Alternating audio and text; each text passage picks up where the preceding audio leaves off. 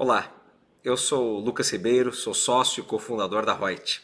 Quero trazer algumas dicas rápidas para você hoje, que é dono, dirigente, administrador, né, o sócio de uma escola, né, particular, para que você possa refletir um pouco mais sobre questões financeiras e tributárias em relação à sua tomada de decisão nesse momento de crise extrema que nós estamos vivendo da pandemia.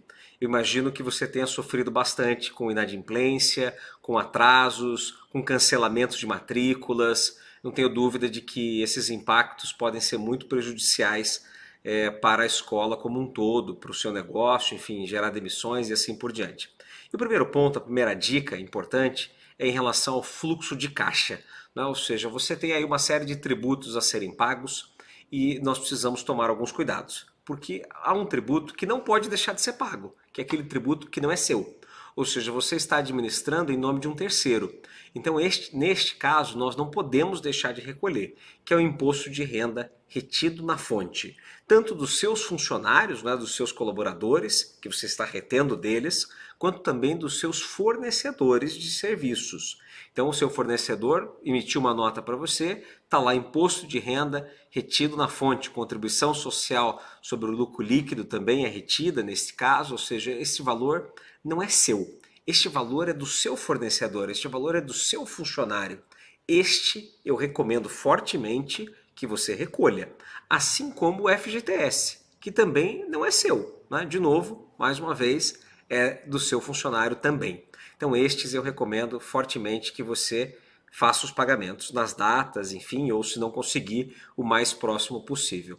Os demais tributos, aqueles que você não conseguiu suspender porque não foi beneficiado por essas alterações que o governo trouxe como benefícios, enfim, como auxílios para a superação da crise, estes eu digo a você que pode deixar de pagar.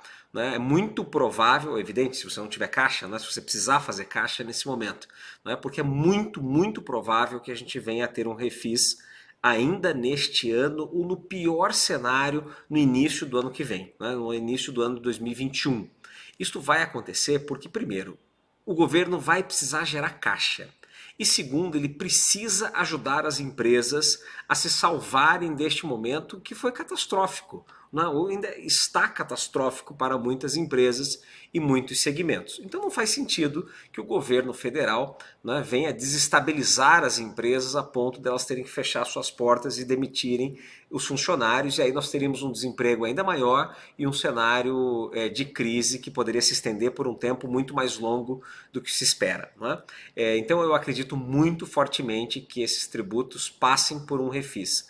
Né? Os municipais, que também afetam a sua empresa, a sua escola, eu também acredito que muitos municípios farão um processo de refinanciamento, né, desses tributos. Mas esse é muito importante que você olhe com cuidado, porque em geral os prefeitos eles também precisam gerar muita arrecadação para poder manter um básico, né, uma forma básica o município.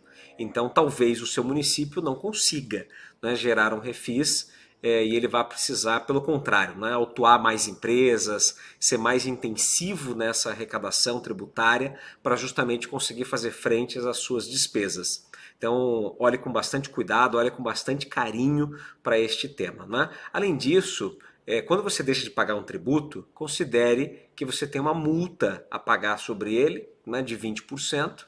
Além disso, juros de Selic mais 1%. Selic baixíssimo e tende a cair mais até. Né? Nós estamos vendo esse movimento com força porque é uma necessidade. Né? Precisamos aumentar o consumo, precisamos aumentar a circulação de renda no Brasil. É evidente que essa medida deve ser tomada sempre que necessário, né?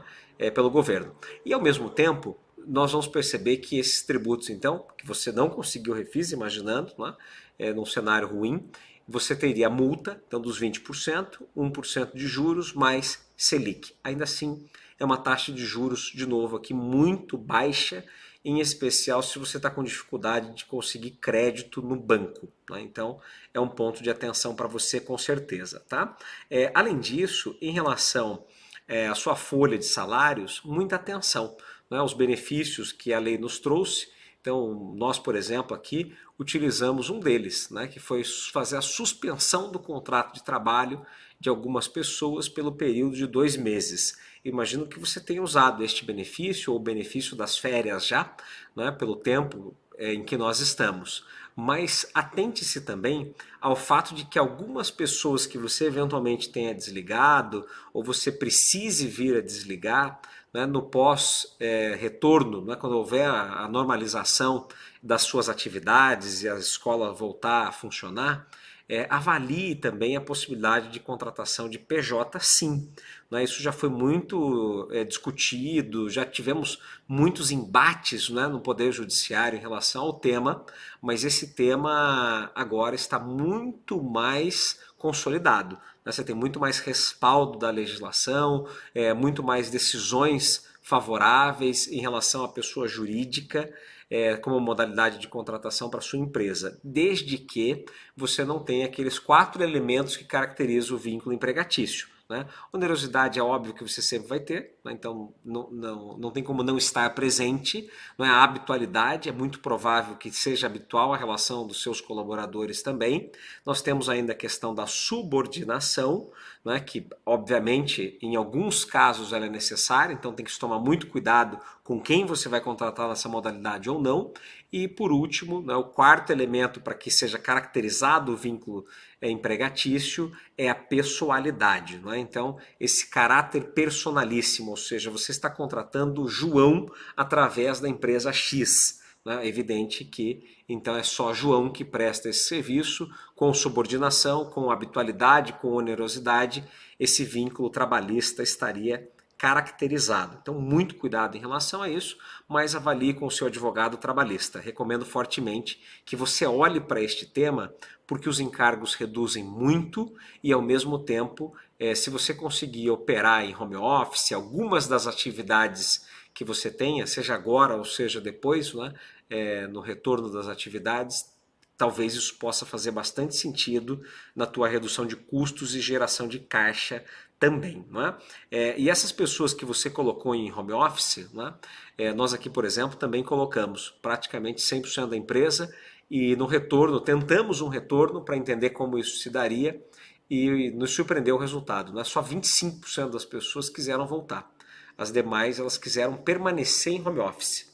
Isso nos fez repensar toda a empresa, mudamos a estrutura e vamos gerar aqui uma economia bastante expressiva, desligando uma das nossas unidades e colocando as pessoas em home office. Ou seja, elas continuam super produtivas, mais até do que elas estavam antes, porque agora elas têm mais qualidade de vida. Não precisam passar tempo no deslocamento até a empresa, ficar dentro de um ônibus, né, sofrer muitas vezes nesse dia a dia, nessa rotina insana. Então isso nos ajudou muito. Mas o principal elemento para que o home office desse certo para nós foi utilizar uma ferramenta de controle de produtividade. Nós contratamos uma aqui, chama NeoCode. Muito legal. Ela mostra para nós quanto tempo a pessoa ficou dedicada em cada uma das atividades e quais atividades são produtivas, neutras ou são consideradas distrações. Isso ajuda bastante a própria pessoa, né, o próprio colaborador a fazer a gestão do seu tempo, para que ele entenda, né, se ele está entregando 4, 5, 6 ou 8 horas de produtividade a cada dia. Né, e ele pode justificar as suas ausências também, ele pode ter um controle muito maior do seu tempo e das suas atividades. Isso foi muito legal para que a gente tivesse sucesso com o home office. Então, recomendo que você olhe isso com bastante carinho, com bastante cuidado, mas ao mesmo tempo também observe questões ligadas, né, à disponibilidade deste empregado para a sua empresa. Né? Ou seja, não dá para você deixá-lo também durante toda a jornada de um dia, né, 24 horas, ele à sua disposição, porque isso pode lhe gerar problemas trabalhistas. Então você tem que limitar essa jornada, né, limitar a quantidade horária, inclusive, mas isso de novo, né, vejo com muito bons olhos e tem sido muito saudável para nós aqui. Tá? Além disso, nós temos também uma questão muito, muito importante ligada às questões tributárias ainda, que nós vislumbramos, né, uma reforma tributária. Então, nós temos basicamente 3 projetos hoje de reforma importantes no Brasil, que é a PEC, né, 110 do Senado, a PEC 45 e a PEC de número 7 de 2020, que é a mais recente de todas elas, né? Nas três modalidades, é muito importante você saber que tiram-se uma série de tributos, né? Os tributos ISS, ICMS, IPI, PIS, COFINS, todos esses tributos eles são condensados num tributo único chamado IBS, Imposto sobre Bens e Serviços, que é um imposto não cumulativo, ou seja, créditos e débitos. Então você se acredita de tudo que você adquire, né, mas tem débitos sobre tudo aquilo que você vende. Então este é um ponto muito importante que você comece a trabalhar na gestão da sua escola, porque isto se aproxima muito do modelo atual do lucro real, ou seja, onde você precisa tomar nota de tudo aquilo que você adquire. Então não dá para você comprar sem nota, meia nota, pegar recibo simples, né, misturar o caixa da empresa com o caixa da pessoa física. Isso não funciona. Né? E uma reforma tributária, ela vai sair, ela está muito próxima. Mas ainda que você não caminhe, né, o que a gente não venha a ter uma reforma tributária tão cedo, né, se você está no Simples Nacional, por exemplo, fique atento, porque eu já vi muitas empresas e escolas pagando muito mais tributos no Simples Nacional do que pagaria se estivesse no lucro real. Então esse é um ponto de alerta importantíssimo, né? Gestão. Você precisa fazer uma gestão adequada do seu fluxo de caixa, né, das suas contas e ter documentação hábil de tudo aquilo que você adquire e que você paga. Né? Isso é muito importante de fato para a administração do seu negócio e para o aprimoramento dela nas questões tributárias. Além disso, observe, se você estiver no Simples Nacional no lucro presumido, a distinção entre o regime de caixa e o regime de competência. Porque o regime de caixa você paga o tributo, você deve o tributo na medida dos seus recebimentos. Enquanto que no regime de competência, você paga esses tributos no mês subsequente ao que você emitiu a nota. Então, emitiu a nota no mês de janeiro, por exemplo, no mês de fevereiro você já tem que pagar os tributos. Né? Enquanto que os tributos federais, importante, ICMS e ISS não se aplica a isso. Então, esse é um item também para você observar, principalmente nesse momento de crise, onde você tem muito atraso no recebimento.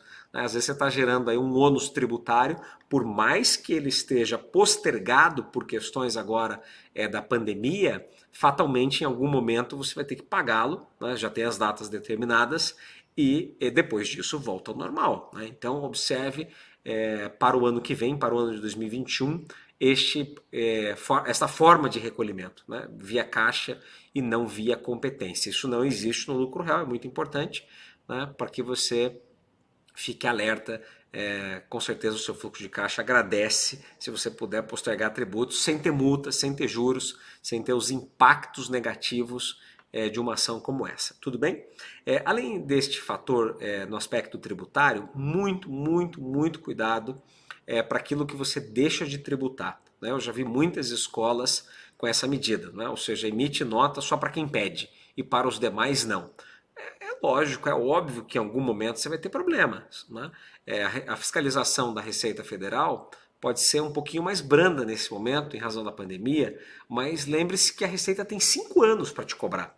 Então são 5 anos para frente que ela pode retroagir depois para bater na sua porta e lhe exigir esses tributos que você deixou de recolher por não ter reconhecido a receita, né, gerada. Então você está emitindo boleto, está cobrando dos pais, dos alunos muitas vezes também, e isto não está declarado, ou seja, você gerou despesa, às vezes a despesa está declarada, mas a receita não, ou seja, não fecha esse número. E a Receita Federal, não esqueça, ela tem uma obrigação acessória que os bancos, as instituições financeiras entregam a ela, chamada e-financeira. Então, todo último dia útil de cada mês, os bancos, as instituições entregam os saldos de contas bancárias, de aplicações financeiras, previdência, consórcio, etc., para que justamente a Receita Federal saiba como está essa sua variação. Além disso, com todas as outras obrigações acessórias, é improvável que a Receita não identifique esse teu gap de receita declarada com receita realizada de fato. Tudo bem? Então este é mais um item de extremo alerta, porque você pode ser muito punido em relação a esse tema. Né?